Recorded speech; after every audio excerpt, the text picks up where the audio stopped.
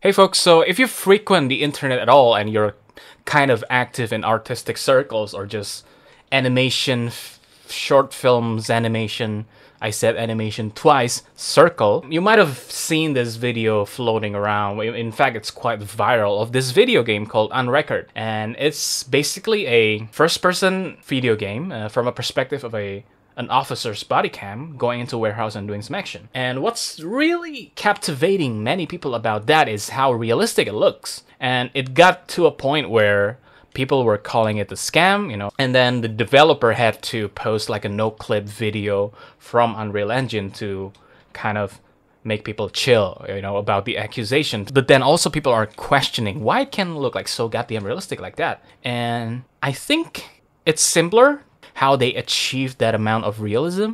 So I'm here to probably break it down together with you and, maybe give you some tricks and tips on how to achieve like kind of the same level of realism, hopefully. So yeah, let's do it. If you ask me to break it down in a very simple way, what makes UNRECORD look so realistic, I think there are two biggest factors. And the first one is the fact that they use a lot of photogrammetry. Photogrammetry is, for those of you who don't know, is photo scans. So if you use mega scans at all, then you're already familiar with that. And the second reason is the imperfections. And quite simply, those two reasons is the biggest main reasons why it looks so realistic. And you can obviously break it down of those 2 points into their sub points, especially the imperfection part. And I'm gonna do that now. So photogrammetry is photogrammetry, whatever it is, it's going to be looking realistic out of the box. But what about the imperfection point? Well, if you're talking about imperfection, I'm not just talking about film grain, I'm not just talking about the barrel distortion of a lens, I'm not just talking about chromatic aberration or blurriness and all that stuff. I'm also talking about lighting, right? And the fact that they're not afraid to use like quote unquote unprofessional lighting is why it looks so realistic. That coupled with the imperfections of the animations, right? And if you see in the trailer, it's not like your usual FPS where the camera is pretty steady when you're like holding the firearm. It's actually really wobbly, and it even sometimes rolls, like how it's gonna look like if you're attaching it to a body. So again, quite simply, those are the two biggest factors why it looks so realistic. To repeat again, photogrammetry, and they're not afraid to just do whatever, is going to be showing up in a camera like this in Unreal Engine. So I think it's gonna be way better to explain all this if I just show you the video and I'm gonna talk along with it and give you some commentaries, and hopefully you can take some insights from, what I'm gonna do here. So we start the video. I'm gonna mute it, and already you can sort of see what I mean by the imperfections. Okay, the first thing that you can notice is how much distortion happens in the video, in the camera. And that's a big, I think that does a lot of heavy lifting in this regard, because if you render out CG and you don't introduce any barrel distortion of a lens, it tends to look very CG, because if you're using a real camera, then it's gonna distort, right? The wider you get, the more distortion that you get.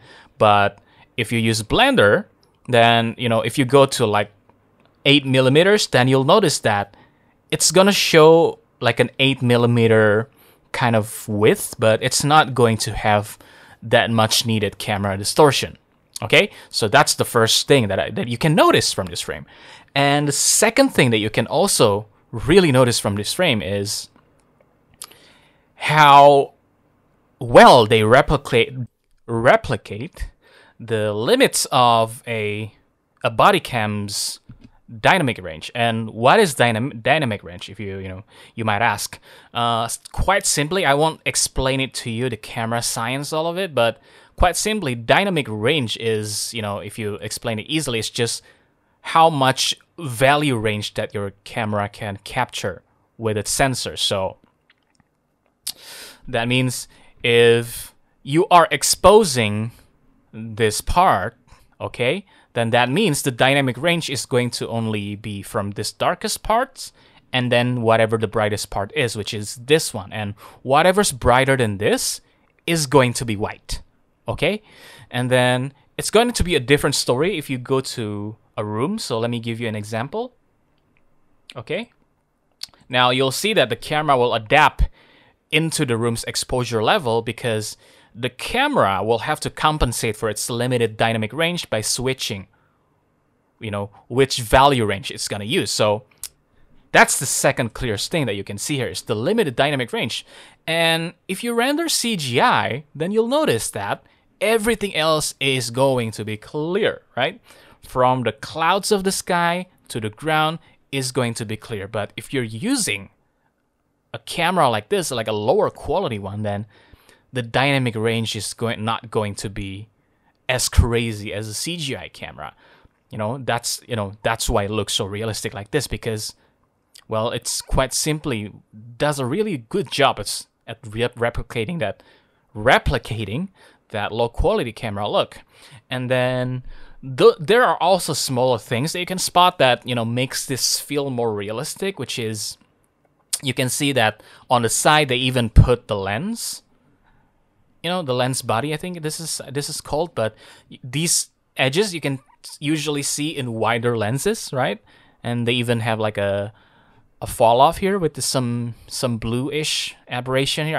I don't quite know what's that called, but you can usually find this thing a lot in a lot of body cam cameras, or fish eye lens sometimes would do this, right? And then other minor things that you can spot is also the fact that the trees are kind of eaten away by the highlight, right? How it's blurry and how everything is not sharp, right? How everything is noisy. And that's also one of the most important things is, a camera will never be as sharp as a CG render. And that's why artists like Florent Lebrun, will, I don't know if I'm even pronouncing his name right, but he would blur his images a little bit, right? And if you see any screenshot from any movie, then it's not going to be super like sharp, okay?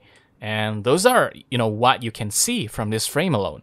And if you see it in motion, it's going to be more apparent that it does a really well job at replicating realism, which is the animation itself is not the animation that you would expect from a game like this. Usually a game like this would have a very steady first-person animation, but not with this, because they're replicating like a body cam.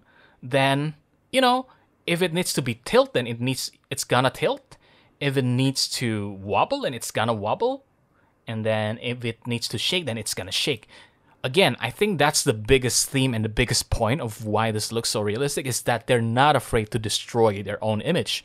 They're not afraid to introduce some of that camera imperfections and the camera limitations into the video itself.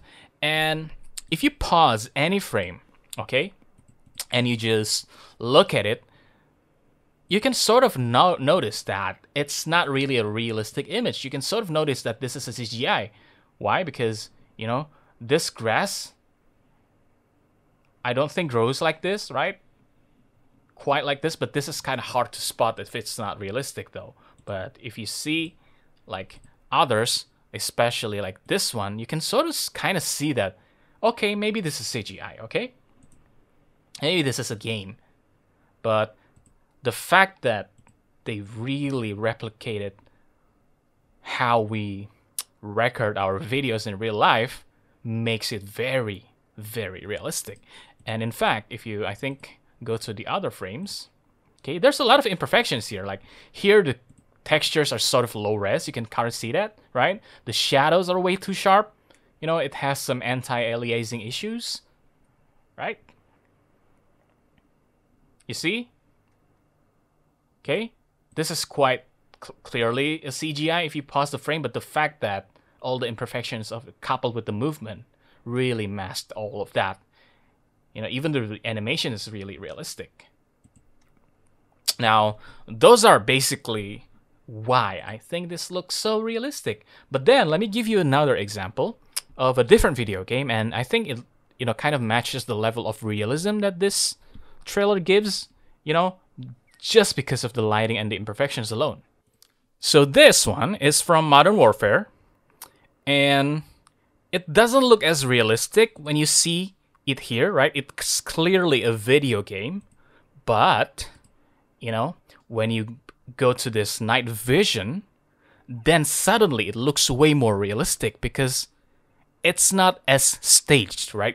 It's closer to what real life lighting is. It's imperfect. It's not professional, right? It's not made in a way that, you know, many people, if you're doing like cinematic lighting, would do. Like, they won't stage the lighting at all. Like, it's just a lighting, okay? And it's just how military people would see from their goggles if they're using like a night vision. And because it's so much destroyed, you know, quote unquote destroyed, versus the images when it was just, you know, a simple POV, right? It's not looking quite realistic as that. And this is obviously staged, right? And that's the reason. So I think if you wanna, again, like maybe simplify it to one sentence, then I think don't be afraid to be imperfect, right? That's so deep, dude. No, but actually, if you're trying to kind of achieve this kind of a result, then I think you gotta introduce some of that imperfection. Just like when you paint, right? When you paint digitally, you would sometimes see people, you know, purposefully use a brush that replicates the imperfections of a real brush. You know, even the way they would, you know, I know that Jama Jurabaev did this, but the way they would use the brush, they would replicate how like a real oil painter would work, like really efficient brush strokes and all that stuff. Then that's why some of their works, like Carla Ortiz and, you know, that kind of a person, would look very, very oil paint realistic. And that's part of the reason why. It's the same principle in the end. As you might have guessed now, if you're trying to replicate the same look in your work, then those are the recipe. In fact, that's precisely the thing that I did with this image that I'm about to show you in the monitor. It's from my short film, my upcoming short film, The Undertow. It's a set, and it's sort of a test render, but it's basically the same principle. I compress the high values, I compress the shadows to limit the dynamic range, and just introduce some halation, and then voila, you get the image. Now, I want you to take a look at this frame that we're seeing on the screen right now. This is still frame from my short film, my upcoming short film, The Undertow. I can argue that I think it looks quite realistic, and it's pretty convincingly, you know, replicating that look that UNRECORD has. And to do this, it's actually quite easy. So let me show you how. So folks, it's actually pretty dumb. So I just took this camera and then I just pointed, you know, obviously connected into a computer with the special cable, and I just pointed it right into the screen, and then I just recorded. It's really simple. That I know that it's not exactly on record, that it's not exactly replicating it in digital, but this is a really easy way of doing that. And you can just take the same principle, the same limitation that you see on screen, and just try to replicate it in digital. That's, you know, that's quite straightforward that way. Now I'm going to show you this again.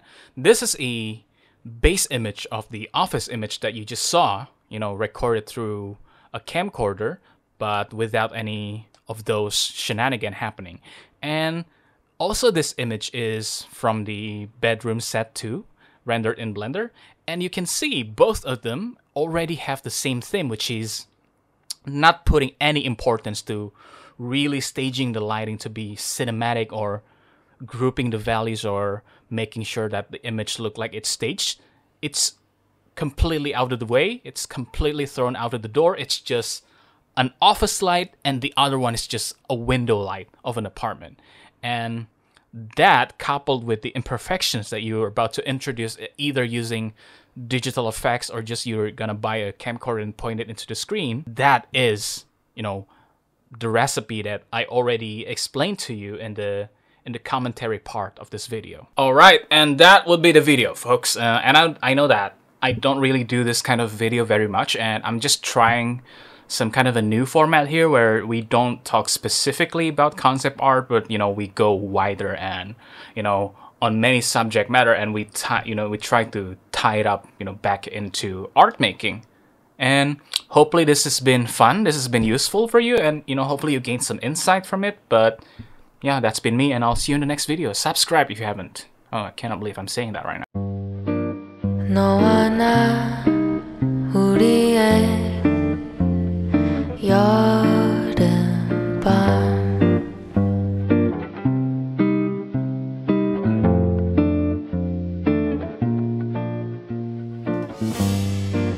그 세 글자 네 눈에 떠올라